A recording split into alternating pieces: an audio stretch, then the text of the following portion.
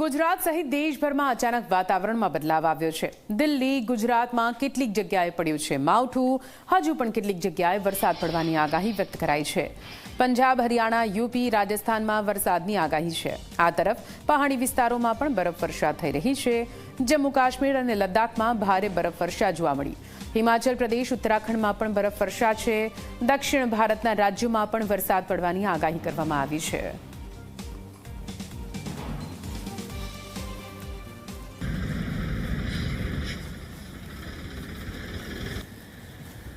બે અલગ અલગ દ્રશ્યો ટીવી સ્ક્રીન પર આપ જોઈ રહ્યા છો।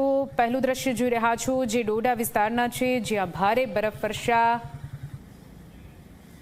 અને બીજા તમે અજમેરના જોઈ રહ્યા છો, જ્યાં ઠંડીનો માહોલ, ધુમ્મસભર્યું વાતાવરણ જોવા મળી રહ્યું છે। વાહન ચાલકોને થોડી ઘણી પરેશાની, જો કે જેટલા પણ પ્રવાસીઓ અત્યારે આ વિસ્તારમાં પહોંચી રહ્યા છે તેઓને બરફ તેમજ ઠંડીની મજા માણતા જોવા મળ્યા।